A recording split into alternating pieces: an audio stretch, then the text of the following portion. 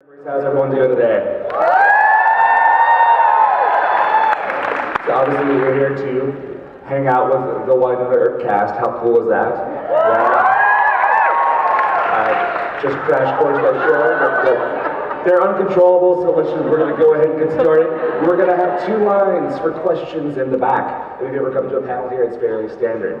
Our assistants can go ahead and stand up just so you can get your reference.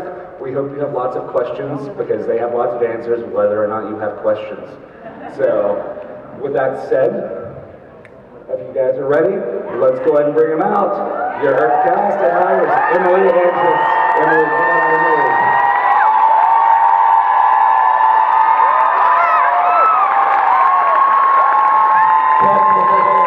Dominique, Tim Rosen, and of course we've got Samir.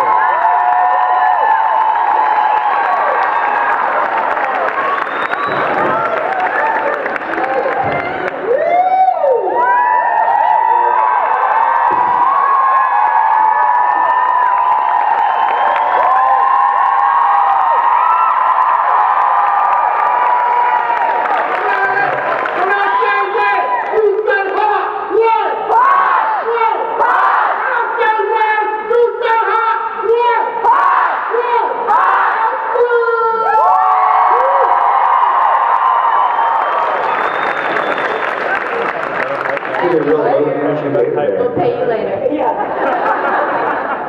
It's a big ass panel. This is the heaviest. Emily, you look so strong. I'm like, oh, shit. Well, I did just do a writing workshop. Who went to Emily's writing workshop? Isn't it amazing? We had some tech issues, but it was all good. It was all good. Thank you. Ooh, we might be on DCTV right now. DragonCon television.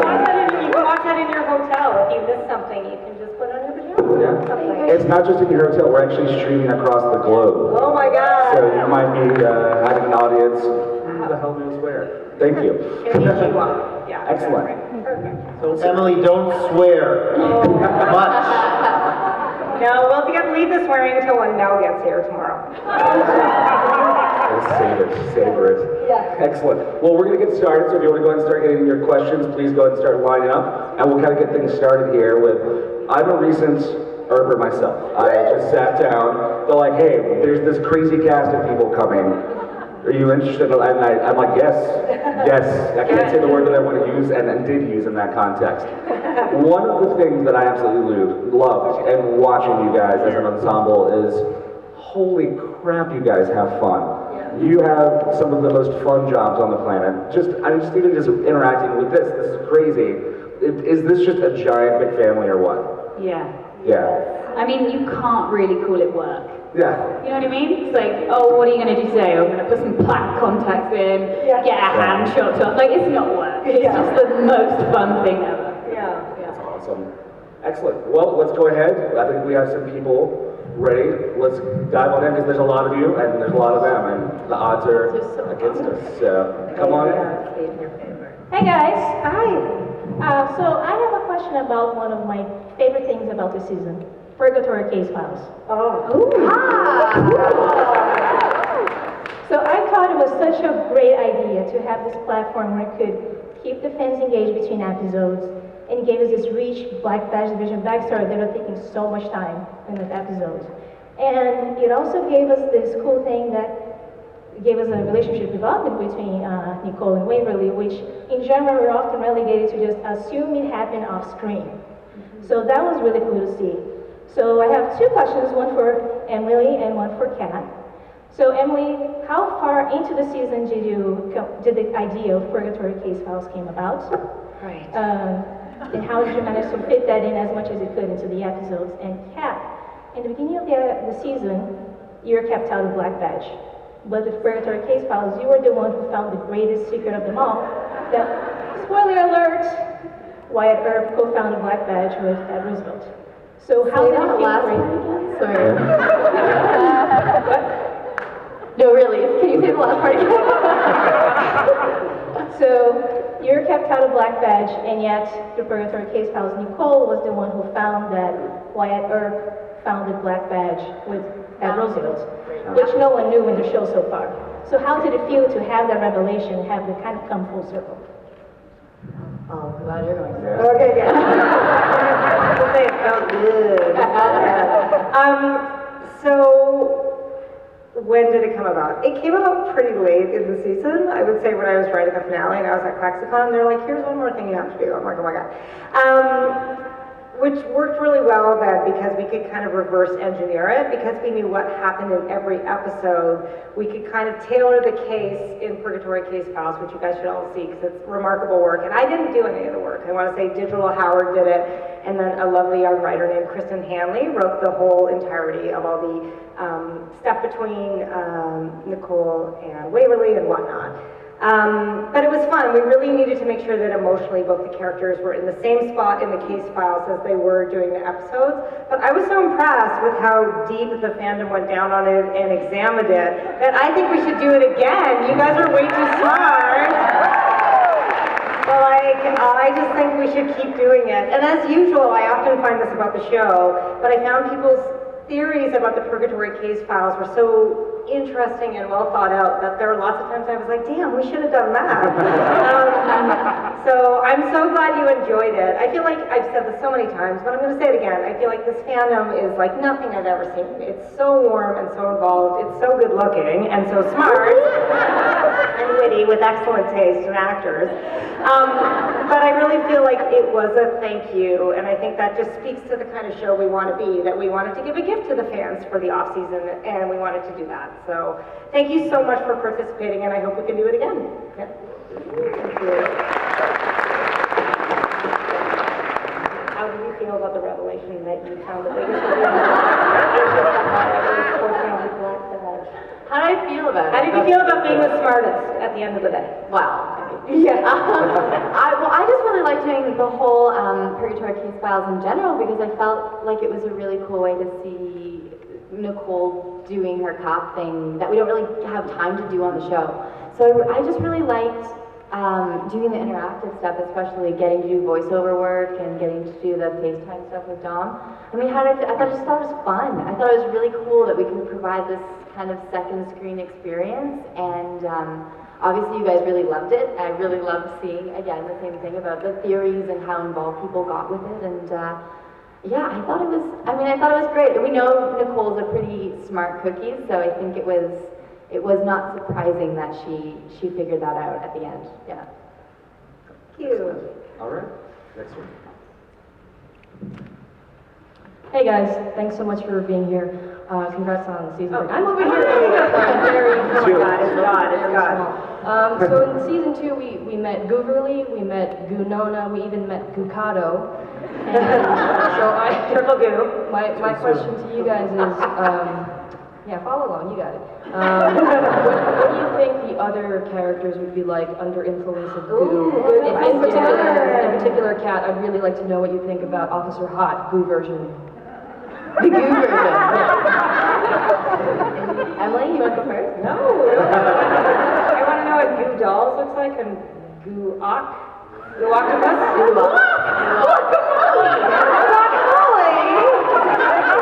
Maybe that's what she whips out instead of a rat smoothie. It's like some sort of guacamole. Oh man, I'm so not as clever as like. I think a goo Nicole would be really interesting because I think she might be one of the last people you suspect to have that evil in her. So I think it would be a really fun aspect of her to see. What would dolls be What like? would dolls be like? Less boring.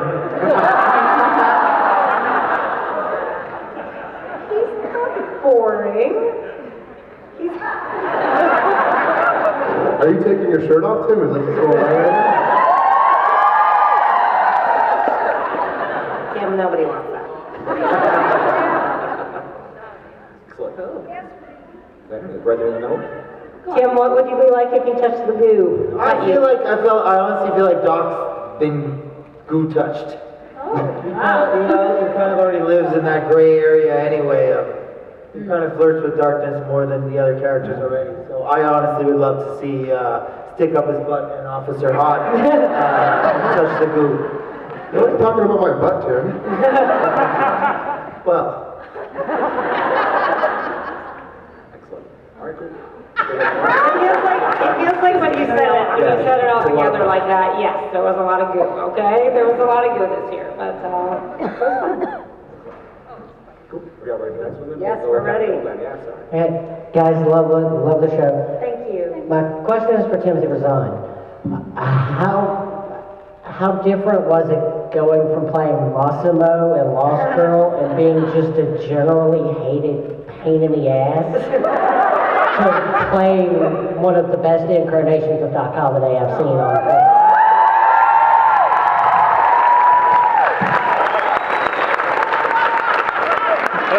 I see what you did there. You cut me down at first, and then you brought me up. I really like you, and the banana behind you.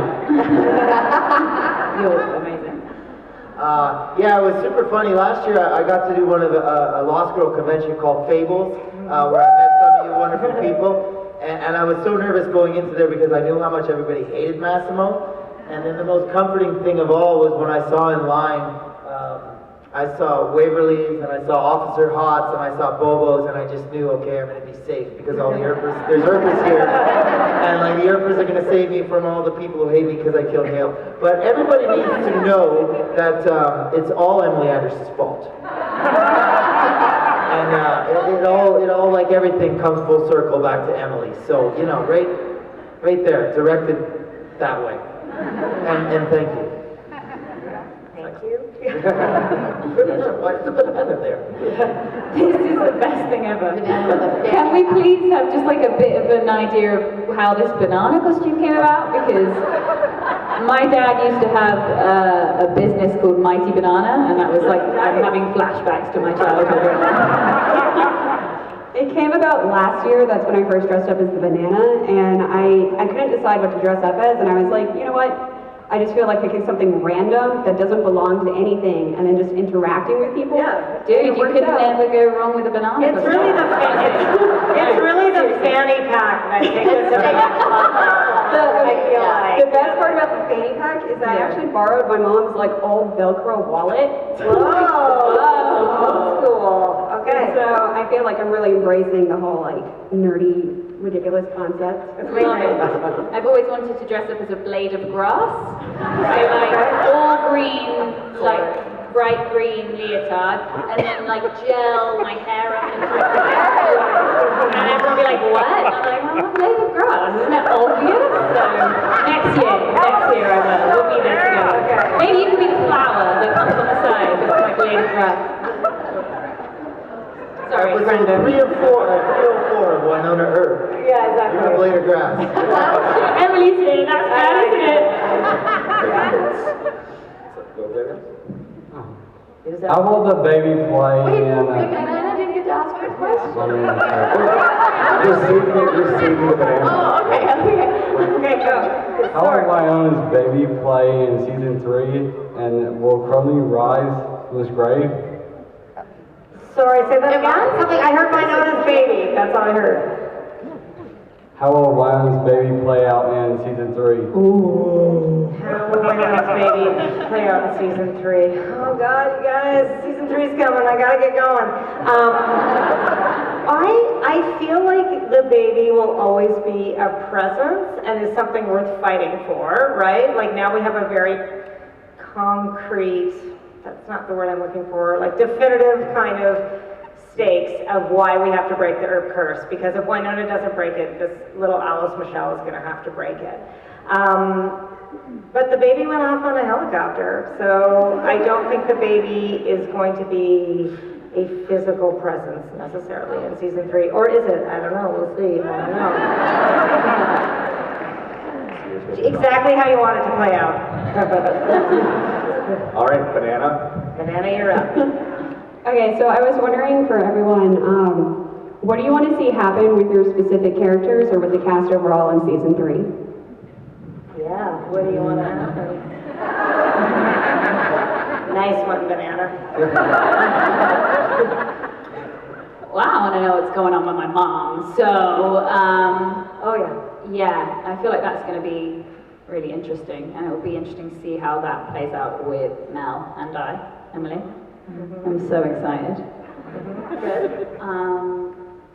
But yeah, anyone else want to jump in on that? 'Cause, I'm interested to see how Doc is going to live with the fact of kind of facing mortality for the first time. It's been 150 years, 138 years, 50.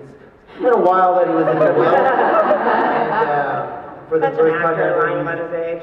Yeah. he's no longer ageless. So I'm curious to see how he deals with that, because I don't think he'll deal with it super great. I feel like he might be wimpy. just in the same way that Tim Rosen deals with it in the script, when he's like, oh my god, I'm gonna die, Emily's gonna kill me. And I did die, and she did kill me. So the fears, they come from a good place, a real place. You guys have all died. Yeah, I mean, technically. Don't look shocked. What? You blew up in a barn. Good times. The dolls woke up in a body bag. Oh yeah. What's going on with Dolls and Nicole? Let's talk about that. What was that weird look at the end? Yeah.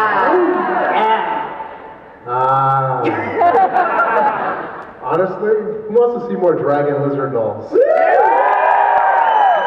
think personally, I want to go like maybe full nude until the dragon dolls, you know, something like full green, full fire, full everything. So I think it'd be interesting to have like a whole episode of dolls like fully committed. Oh, nice. Dolls. I think that'd be fun.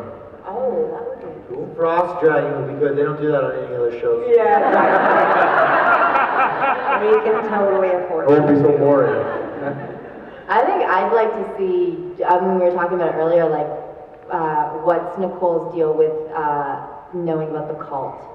I think that's a really interesting, because I thought Nicole had a really solid relationship with her parents. It was just the vibe that I got, and then when we found out in episode 8-ish, around there, that she doesn't speak to her parents, that was a really big thing for me, where I was like, oh, this is kind of, she's different than I thought her past might have been. So I'd like to see if the cult has anything to do with her past. She ran away, she joined the cult. Yeah. Right with herself. Yeah. Could be. These are all very good ideas. All right, thank you, Banana. Thank you, Banana. All right. Any other fruit want to weigh in? Hi, I'm sorry, I'm not a fruit. That's My name is Dan, and my question is for Emily. It seems like a really difficult part of your job would be, and I could kind of see it on your face a couple of questions ago, how do you make the really difficult decision about who to tell what, like what information to dole out to who and when? Like as far as these beautiful people? Yeah, at work. And they hear me or they look at me? Well, the truth is, like, sometimes I just don't know. Is that a good thing to admit in front of a room full of nervous people? I really trust these guys. I've never had a cast like that, and I hope they know. They can't tell you otherwise because we're in public right now. But I hope they know if they really felt like they wanted to know something about where their character is going, they could come and ask me. And we always have a plan for the season, but plans always change, right? I think it's really good as a writer to have a plan so you can sleep at night, but you need to see what is happening on screen, what the gifts you're being given, right? If somebody's really good at comedy, you need to accommodate that in their character. If a relationship doesn't have any chemistry, even if you were writing to that, maybe you should be brave and kind of move away from that, if you can within the context. The only thing I don't want to do with actors is I don't want them to project something that's going to happen that hasn't happened yet. And I would never ever doubt it of these guys because they're all so strong, they wouldn't have this problem. But if you know a relationship's gonna break up, for example, 3 episodes from now, it might be harder for an actor to commit to the romance on screen. TV is just so crazy, it's so frantic. It's less about making choices to tell people and just trying to keep up, to be totally honest. But we do have a plan every year, I promise. Sometimes it's not getting pregnant, but sometimes that happens to people because of the stuff.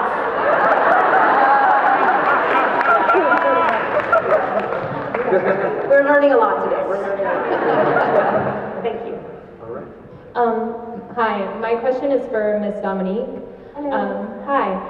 Waverly obviously always looks adorable in the show, so I was just wondering if you had ever had an outfit that you felt like really strongly about, like you either loved it or you hated it, and And do you know where your costume department shops?